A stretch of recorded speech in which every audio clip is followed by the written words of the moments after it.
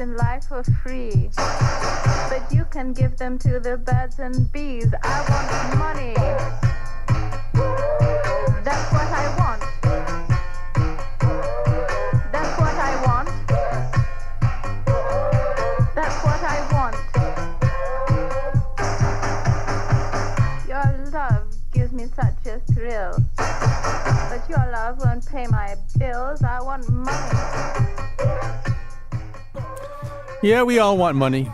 Most of us anyway. But money and cash are not the same thing. And that's increasingly the case. But, for a long time, if you say somebody makes a lot of money, you don't mean he gets that amount of cash handed to him, he or she, or they. We're going to talk about cash today, the specific physical reality of cash. You hear a lot about a cashless society. On the other hand, I'm willing to bet very, very few of you have attained that kind of state of quote unquote purity. There's some way that maybe you pay the person who comes to clean your house with cash. Maybe the person who comes and mows your lawn, or maybe you write a check to that person, but pay the other person with cash. I go to farmers markets a lot. I know they would prefer cash. And obviously also there are cash discounts all over the place. Gas stations sort of encourage you to pay with cash. They don't want to pay the credit card fee, or they'll charge you. They'll pass the credit card service fee on to you. But you can see that in lots of other places too. The place where I cut my hair, there's a cash discount where I get my hair cut. My hair often looks like I did cut it myself. No, the place where I get my hair cut, there's a cash discount. There's a wonderful French coffee and pastry place in Wellfleet where I think it's 5% off if you pay with cash. So it's not gone, but what's happening to it? We're going to talk to three different experts about that. We're going to begin with Jay Zagorsky, a clinical associate professor of markets, public policy, and law at Boston University Questrom School of Business. Welcome to our show. Nice to be on your show. Thanks for having me. So maybe we should just begin with why it isn't entirely desirable to go to a purely cashless society. One of the arguments you make is that a cashless society runs on, among other things, electricity and other kinds of technology that might not always be available, right? I do. I actually make 2 points. One is from the society point of view, that using cash provides resilience because the cashless economy depends on 3 things. Number 1, electricity. And when the power goes out, no electronic payments are possible. And powers go out in a couple of different cases. Natural disasters. We're seeing an incredible increase in the number of natural disasters. But it's not just natural disasters. There's power outages all the time, just for reasons. I can't tell you what it's like in Connecticut, but here in Boston, every couple of months, my wife and I will be sitting around, suddenly the power goes out, and we look around, the neighbor's power is out, and it's like, why'd that happen? No one knows. It's a few hours later, the power comes back on. So number 1, electricity. Number 2, we need communication networks that work, because that's how all these messages are being transferred between banks and retailers. And what we saw in Maui when there was big fires a couple of months ago was that the cell phone towers started melting down. They started being consumed by fires. And last but not least, we need reliable computers that haven't been hacked. And what we're seeing is an incredible increase of hacks. And why do you want to hack a bank? Because that's where the money is, as Willie Sutton, a famous bank robber from a few decades ago, once said. So cash, it provides resilience for society. Now, the second part of this is people, too. One of the things that always strikes me when we talk about a cashless society is there's a certain amount of privilege and status associated with that idea. There are people right now who are, as they now say, unbanked. It turns out the Speaker of the House may be one of them. But, for the most part, it's people of much lesser means. So when you're when restaurants and other places of business, as you've written about, will just suddenly announce they're not taking cash anymore, they're essentially screening out a bunch of people who rely on cash, right? There's about 15 million people in the United States, and that's the official government estimates, who are unbanked. And there's even more. There's probably about 30 million more people who are partially banked. What does partially banked means? They might have a bank account, but they're using check cashers. They're using payday loan people. They're using things that are sort of outside the formal banking system. That's a lot of people, even out of the 330 million people here in the United States. So if we have places that say we don't accept cash, we're excluding many of these people. And many of these people are sort of at the bottom of the income distribution. Our poorest people, it's tough to have a bank account because bank accounts cost money every single month. And if you happen to be a relatively wealthy listener and you're saying, I don't pay for my bank account, probably the reason is because you keep a relatively large balance at that bank account, earning very low interest, if any interest at all. So while you're not paying directly, you're paying indirectly.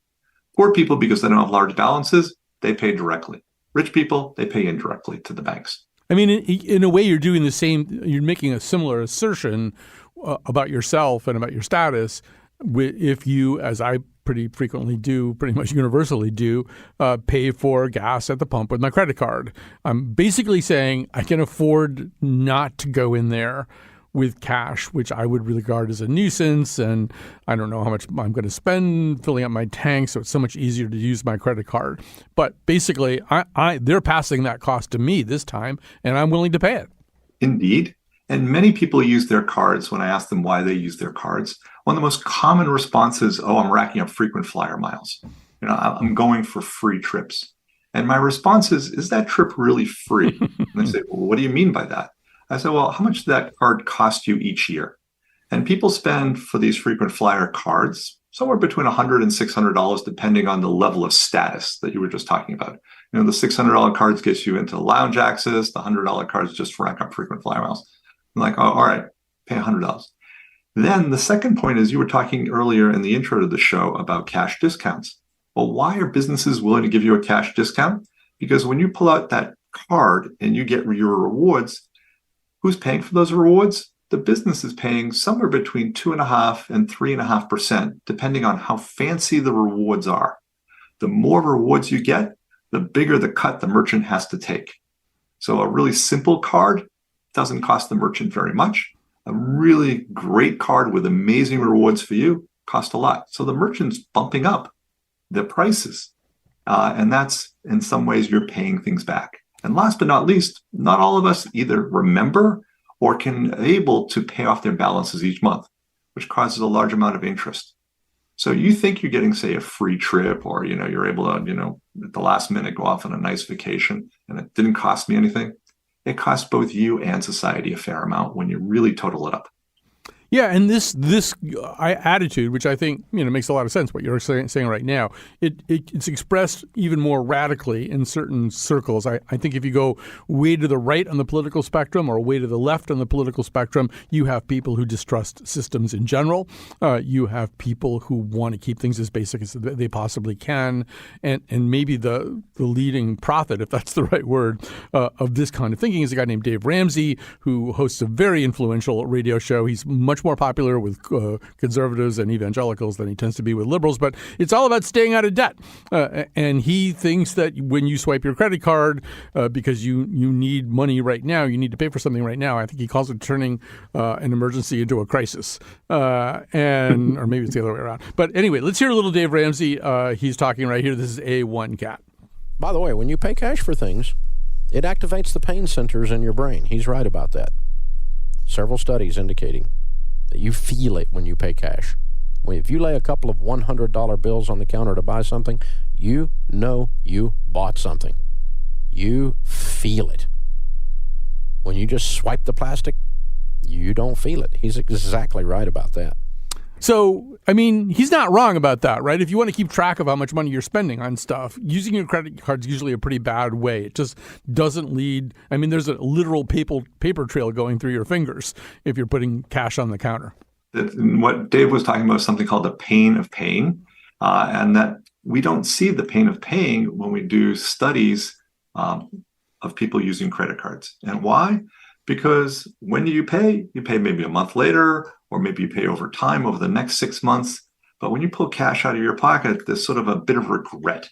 And that regret does two things. One, it keeps people on budget. And two, it makes them say, do I really need this? Or, ooh, maybe next time I shouldn't be buying this. So if you're trying to control your spending, using cash is a wonderful way of ensuring it. Yeah, He's got this very complicated system of like 7 different envelopes that hold. He basically says get your money in cash, the money that you're going to spend. There's 7 envelopes, but I mean, I think his point is, and it's similar to what you're saying, is you also know how much you're spending when it's gone. So when one of those envelopes is empty, the one that you have for groceries or something, you spent too much on groceries. You will never have that experience using your card until a month or 2 later, right? I do a fair amount of research on people with control issues. So not only just using cash, but also on gambling. And one of the things I tell people is right now there's a lot of online gambling. You pull out your phone. If it's tied to your debit or your credit card, you don't really know how much you're gambling. You just keep hitting bet, bet, bet. But I say if you're trying to control your gambling habit, use cash. When the cash in your pocket is gone, you have to stop. There's no other way. So we oftentimes have these problems with self-control issues, and using cash is one of them. But there's other benefits of cash, and one of the great ones is privacy. Now, a lot of your listeners, I'm sure, say, there's no more privacy anymore.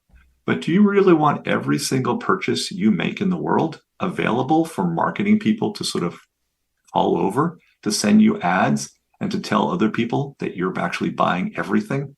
Everything. Most things doesn't really bother.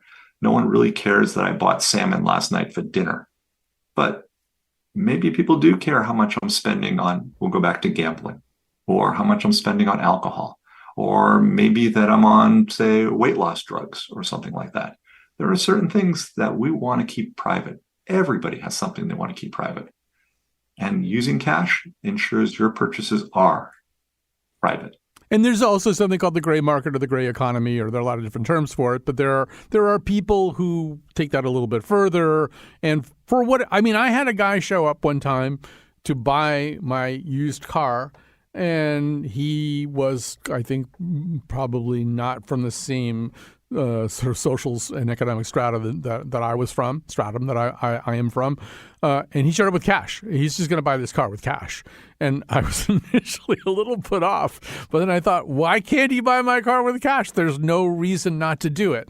And you took this even further, right? You tried one year to pay your taxes, your federal taxes with cash. Explain what happened. Well, it says on the front of every single bill, when you use cash, it says this is good for all debts, public and private.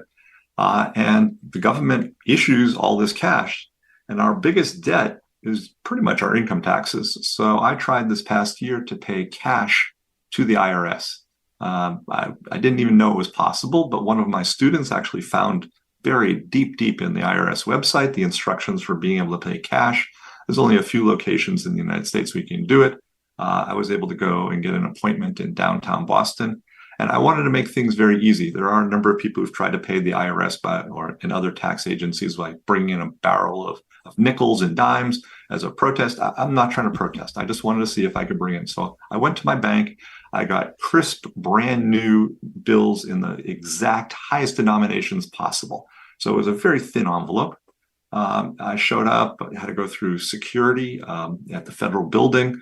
And they sort of looked at me and they were like, okay, you have an appointment, you have your cash on you, but we don't have a courier available. And I was like, what does that mean? They said, well, keeping cash here in the office is not safe. And I'm thinking, I just went through TSA style security downstairs. There's a lot of people walking around with a fair amount of guns guarding this building, and it's not safe. You have to come back when we've arranged for a courier. And the whole idea was that I brought cash directly from the bank, and then they had to have a courier bring the cash directly back to the bank, which I thought was kind of a bit of a nonsensical system. It took so long, and I ended up going down there twice, plus a couple of phone calls, that while I'm a very strong advocate of using cash, will not be doing it again.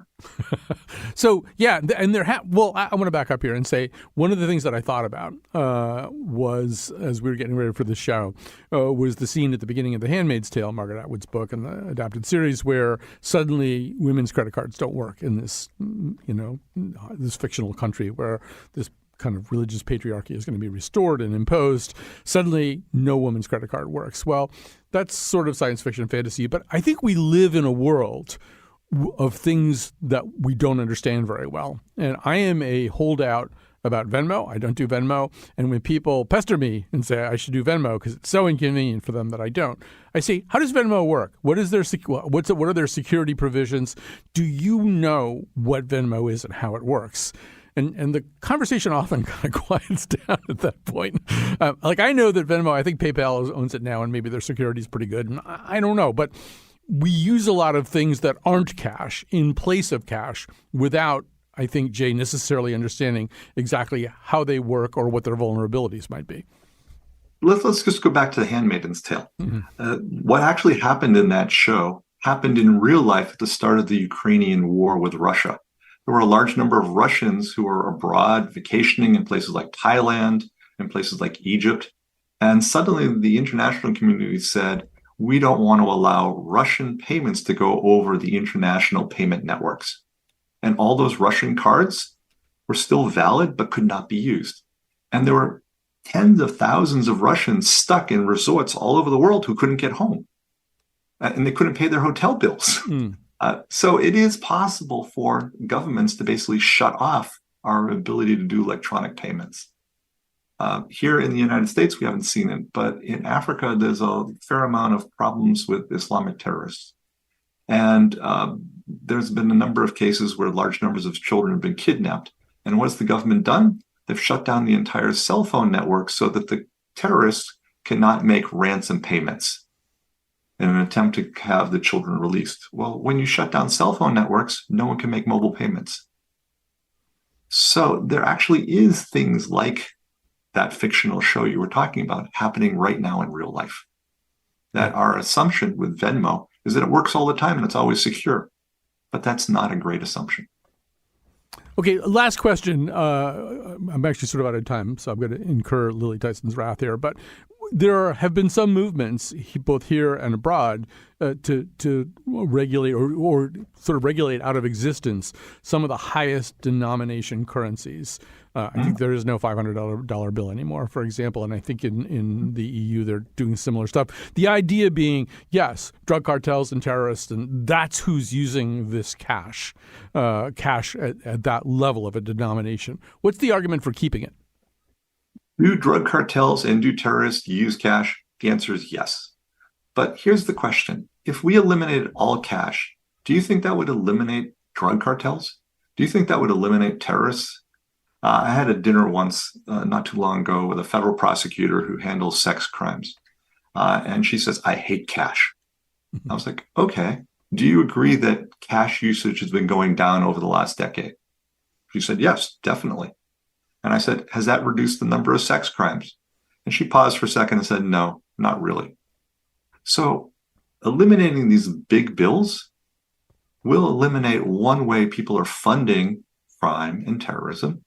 But will it change it? The data suggests that countries that have gone cashless have about the exact same amount of crime. The difference is the crime is different. And what do I mean by the crime is different?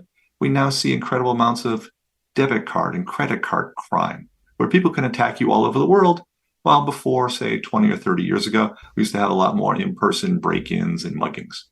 So crime, it's just shifting. It doesn't change when we eliminate cash. Just the type of crime and terrorism does. All right. Jay Zagorsky, thank you so much for your time. Clinical Associate Professor of Markets, Public Policy, and Law at Boston University Questrom School of Business. We will take a break. We're going to talk a little bit more about the psychology and anthropology of cash after this.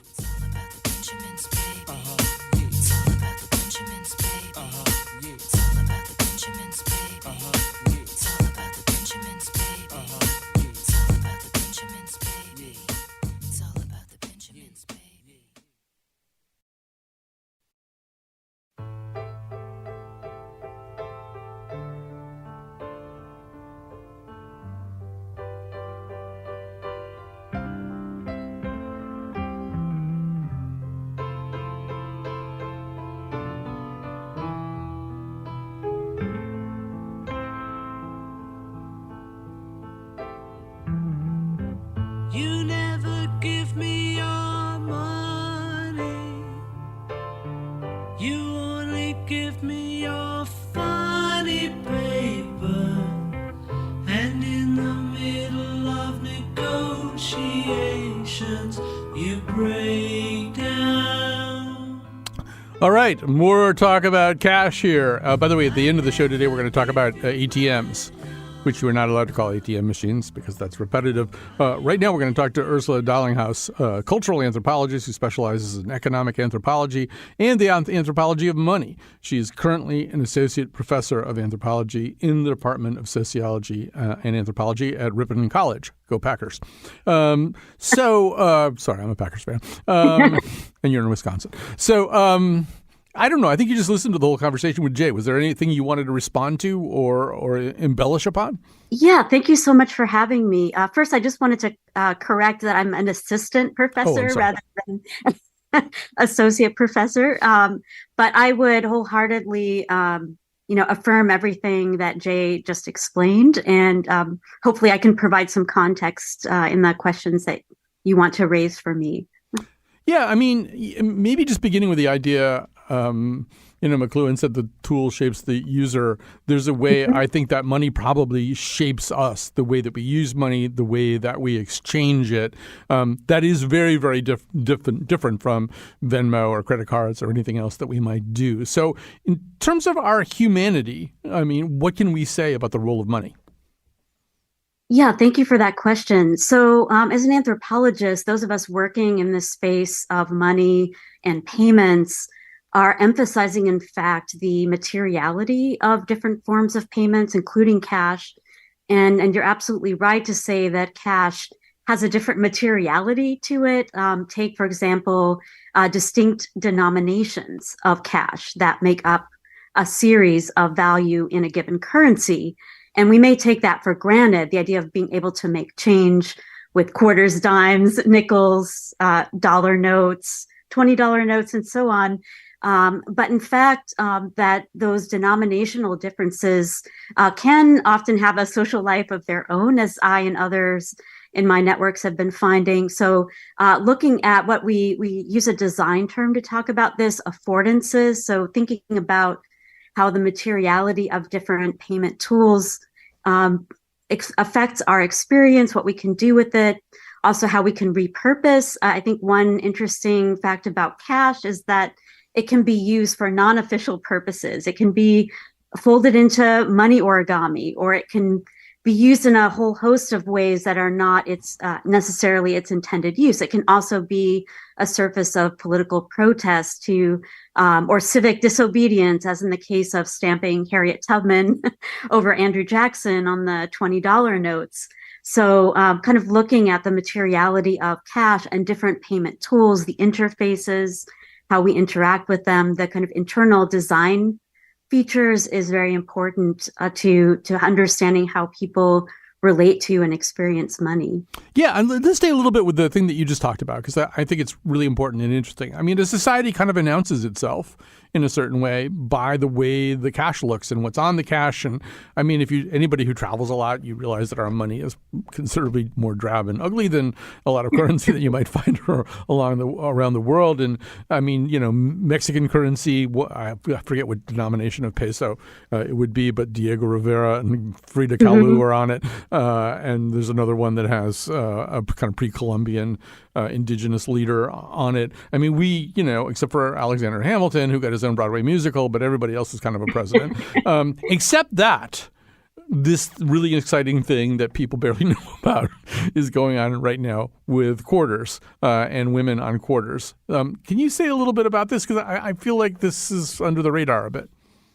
Yeah, so the U.S. Mint has an amazing program honoring American women on quarters, and it's a program lasting for 4 years. It started in 2022, and it's concluding in 2025. And so each year there are 5 women honored. So the first woman who appeared on a quarter was Maya Angelou. And so the first 2 years of the program, those quarters are all out, ostensibly in circulation or in varying levels of circulation.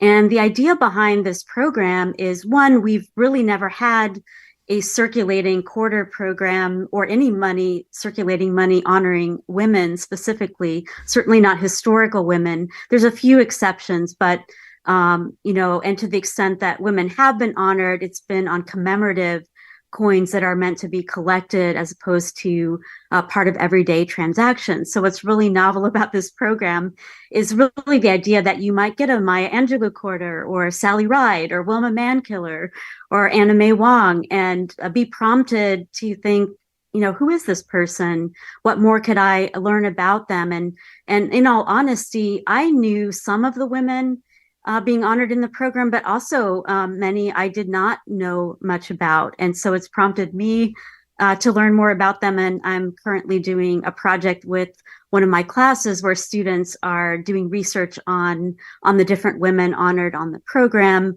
and also thinking about what is important about the surface of quarters, particularly in terms of raising awareness and thinking about the program. So it's a really fascinating opportunity to think about memory circulating through quarters. Again, like the question is, are people noticing them? And this kind of gets into issues of how we're interacting with small change, which I can certainly speak to, but I think it's a really important program, and I'm happy to raise more awareness about it. Yeah. Now I feel like we need to mention one other person because, yes, you mentioned Maya Angelou, Dr. Sally Ride, Wilma Mankiller, and Anna May Wong. Nina Otero Warren, who I'd never heard of before in my life, a suffrage leader and the first woman superintendent of the Santa Fe Public Schools, is the fifth person on that first-year flight of 5 quarters. And so that's, as you say, one could decide to learn more about Nina Otero Warren. But yeah, it does feel a little, a cynical side of me says, this is a little bit about letting a less privileged minority move into a neighborhood after you've moved out of it. And there's a way, I go to farmers markets, and if there's like change that's about to come back, a lot of times I'll say, look, I'm donating this to the cause of the American farmer. Just keep it. As a result, I'm not seeing as many quarters as I used to at precisely the time there might be something a little bit more interesting to look at. Yeah, I would agree. I do share some of that cynicism too, but also I'm trying to understand how people are interacting with cash in their everyday lives in the United States. I feel like it's still rather understudied. Of course, there are payment surveys, but in terms of how people make the decisions that they do with different denominations or choosing to pay cash versus with other payment tools, it's still rather understudied.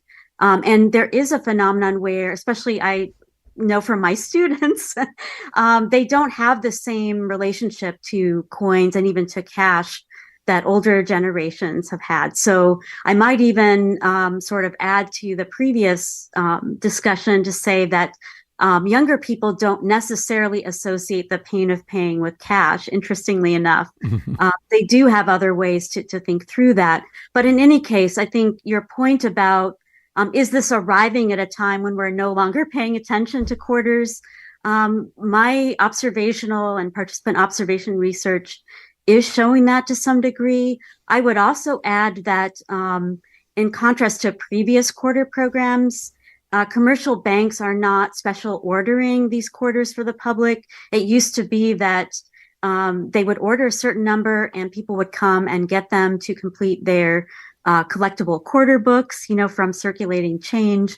And I found that even going to banks, talking to tellers, bank managers, they're unaware of the program, so the very people you expect to know what's new with money, they're often not well informed about this new program. And in fact, you often have to have a bank account in order to access cash. So I have to put in my bank card and PIN in order to say I'd like to have $20 in cash in 2 rolls of quarters, for example. So if you want to make an effort to get these coins, often you also have to be banked, which I think is an interesting point. Yeah. But I think the quarters are circulating. I've gotten them in change myself. Sometimes just asking cashiers or talking to people is an opportunity to chat about the program and talk about people's experiences. But I do think that it's an interesting phenomenon that right as we have this amazing program honoring women, who should be honored, and it would behoove us all to know more about them. Yes. We're paying less attention to And hopefully $20 bills don't go out of fashion by 2030, which is when we're finally getting, I think, Harriet Tubman. Exactly. So let's hope 20s are still important. Hey, we only got about 4 minutes left, and I want to open up a very complicated can of worms, and that is our ambivalence about cash. I mean, I'm old, so for most of my life, people have really liked cash and wanted to get cash, and Scrooge McDuck takes baths in his money. On the other hand, we do think of cash as dirty. It is literally dirty. It is more likely to contain or harbor on it various microorganisms that are not good for you. And Freud said it was a symbolic equivalent of feces. Norman O'Brown went even further and said it was the devil and all kinds of other stuff. I mean, we have an approach avoidance relationship with cash, and I just say whatever you want about that.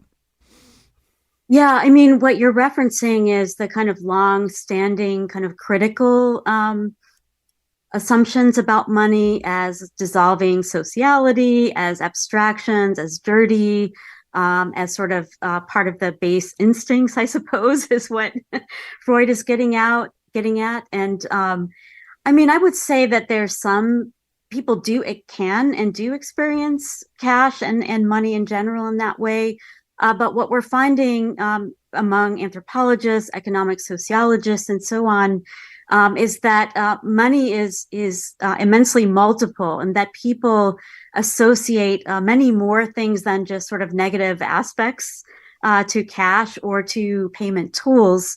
So I think what is important to maybe emphasize here in the short time we have left is that people may not be aware, whatever they think about physical cash, it is actually the only form of public money in terms of central bank issued money. And so this is why central banks are currently developing looking into developing a digital form of fiat currency, because with declining use of cash, we're actually not, as everyday consumers, accessing the one thing that is issued by the state and, in particular, so-called independent central banks. So-called, I say only because people's feelings about that can, of course, be diverse and contentious. So like whatever we think about centralized authority, a lot of the kind of seamless flow of payments works because we have that in place. And so I think it's important for listeners to pay attention to ongoing discussions about what's called central bank digital currencies, and then how that relates to cash payments. Because one argument that's often made by, of course, card networks and others that would like to see a decline in cash is to say it's dirty, it spreads germs, it's cumbersome, but at the same time, we're getting hit by all kinds of messaging in our payment lives, pay with this card and earn, cashback bonus on groceries this month, or even many bank accounts are offering, bonus credits if you park a certain amount of money in the account and you use the bank issued credit card to get more benefits, rewards. And I would admit that, those are incentives that lead people away from paying with cash. I mean, I would include myself there, that I'm often making strategic choices about that. But I think money is a reflection ultimately of our sociality, collective memory and accounts keeping. So unfortunately, there is this long history of thinking about money in very negative terms. And of course, that's not to discount people that have negative relations. Oh, absolutely. Ursula, I actually could talk to you about this all day, but I'm literally out of time here. Ursula Dalinghaus is a cultural anthropologist specializing in anthropology and anthropology of money. She's currently Assistant Professor of Anthropology in the Department of Sociology and Anthropology at Ripon College. Here we go.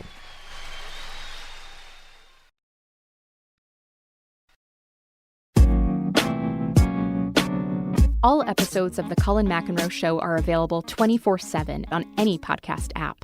If there's a place for reviews and ratings, give us lots of stars, and be sure to mention the high thread count in our sheets and pillowcases, as well as the complimentary breakfast buffet. Have a question or comment? Email us at colinshow@ctpublic.org. Now, back to the show. Our technical producer today, as usual, is Kat Pastor. The senior producer of the Colin McEnroe Show is Lily Tyson, and she's the producer of this episode. We're going to conclude with a conversation about ATMs. And please don't say ATM machines or PIN numbers, because the M is machine and the N is number. I don't know why people do that. Even companies that make ATMs use that term on their website, I discovered. Anyway, joining us is probably the leading authority on ATMs, certainly in the world of academia. Bernardo Batiz-Lazo is a professor in the Newcastle Business School at Northumbria University and has written and studied extensively about ATMs. Welcome to our show, sir. Thank you very much for having me. So maybe we should talk a little bit about the origin stories of ATMs. I know that there isn't necessarily a settled myth about where ATMs came from. I like the one where, inspired by chocolate vending machines, John Shepherd Barron invented the first automated teller machine for use at a North London Barclays bank branch in 1967. But there are other versions, right? It is. I think your point is it's not one eureka moment. This is a machine that kind of evolved from multiple sources. That is correct. Thank you, Colin. It actually, the Shepherd Barron story is the one that has gathered more attention, probably to some extent because of Barclays also adding to that story, and they had an inclination of being seen as an innovative bank. So that kind of plays well to what we would call their narrative. But when looking at the archives, what you find is that there are ideas going around about this automation on the one hand, and secondly, and more importantly, how to move people outside of bank branches. And there is a couple of years earlier, for example, in San Francisco, the American Bankers Association, Diebold, which it's now collapsing or has filed for bankruptcy in Ohio, they presented a non-working prototype of a very futuristic ATM with video conferencing and, these very 2001 kind of settings. Now, even when the actual products are coming to market, there are reports in the Financial Times, for example, and in the Times, which is two British newspapers, which show pictures of the fascia of two of the early devices. So some of this story has been lost. The archives for that has been lost. And then you have the Swedish development, which is completely independent. So the Shepherd Barron story works well when, you want to have this story or narrative of a garage and somebody having a eureka moment and then coming to market, but it doesn't hold to scrutiny. My sense is it starts, though, kind of in England and Europe in terms of proliferation, but pretty quickly the United States catches up. They're very interested in this whole thing. Comes in here in the 1970s. That's when I first started seeing them, I think, here in Connecticut. Gets big in the 80s. One thing that happened here, and my understanding is it was a pretty common thing and not surprising, was the attempt to anthropomorphize these machines. So here in Connecticut, one of the biggest banks at the time was Connecticut Bank and Trust, CBT. Their machine was called Barney, and there was a little icon that had a face, with a real round face with a bow tie. And it was so viral that people started to genericize it. They would call any ATM a Barney machine around Connecticut because that was the name that people knew. But just the way we have Alexa today, or we name the robot that follows you around in the supermarket Marty or something, there was an attempt to make these things less machine-y, I think, at the time, correct? That is correct. And actually, where they picked up big time in the 1970s is in Japan. But the Japanese manufacturers did not export any of they exported some of their devices, but, about 10 years later until the end of the 1980s. But by far, the greatest number of deployment in the 1970s was in Japan. The thing, as you say, with Barney, and you have other instances in the US of trying to, is called in the literature Disneyfication, making this cartoon character and making it more amenable, is because people were really not used to dealing with machines, let alone with something that would replace the way that they interacted with a bank. So the technology needed to be fine-tuned because these were very clunky. They didn't work well.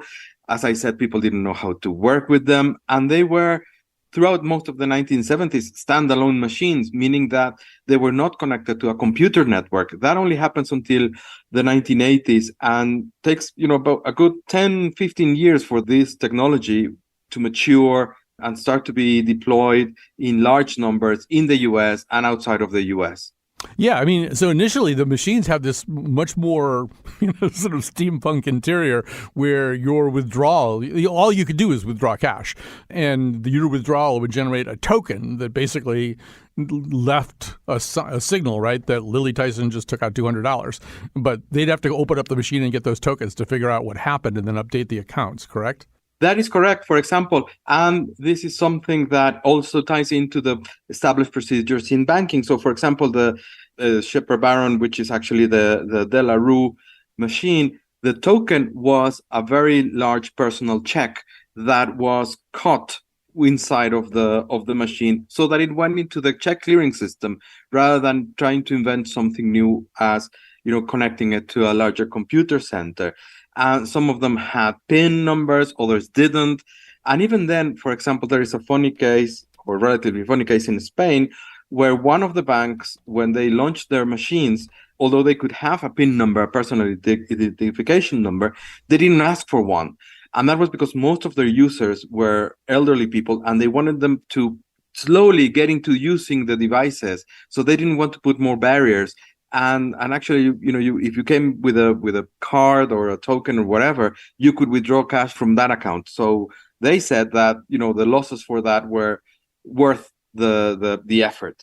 Yeah, I mean, it's interesting too. Even now, there's a difference. If you go to Europe and use machines that do know your PIN, they don't have, typically, most countries in Europe, I think, don't have alphanumeric keypads. So if you've been remembering your PIN as some kind of four-letter word, you're going to be confronted by just a bunch of numbers too. One of the stories I know that you have that I love is, and I think this is fairly early on, but obviously not on the first day. At a certain point, one of these banks decided that this machine was getting a little grubby looking, and they painted the facade. And didn't it turn out some guy had written his PIN number at the top of the machine? That is correct. And he was a little bit upset because he had to, he didn't know how to operate the machine again. But in terms of functionality, for example, around the early 1980s, the devices could do, a host of services. They could do transfers, they could do balance inquiries, they could do payment of utilities. But what you have is also the influence of people and how they interact with them. So you could have, even, for example, in China today, you could do like a zillion things in the same device that if it's in Europe or in the North America, it will do 3 or 4 things because people are not used to doing all of these things. And there is a little bit of element of repetition. And that same thing happens, for example, with apps in your phone. You can do a lot of things, but usually you just do 3 or 4 services. And therefore, it's not worth, maintaining all of this functionality within that point of contact.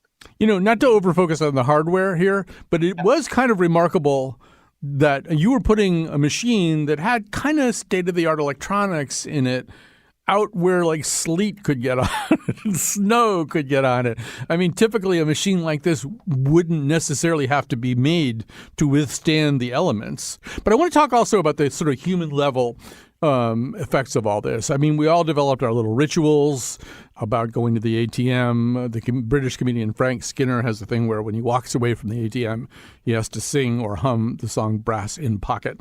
But I'm also just wondering, for people who had to have cash under certain circumstances, did it change the way people lived? Could people be more spontaneous and say, wait a minute, let's go get $300 and go do that? It was initially thought as something that you could use out of hours. And coming back to your first question, banks were working and continue to work on alternative distribution channels, but nothing until the ATM matures and they appear more or less at the same point as the point of sale terminals had really worked. And we're not going to go into that whole history, but it makes impromptu purchases easier. And it does help, rather than having to withdraw cash in the middle of the night, most of the withdrawals happen around lunchtime, for example.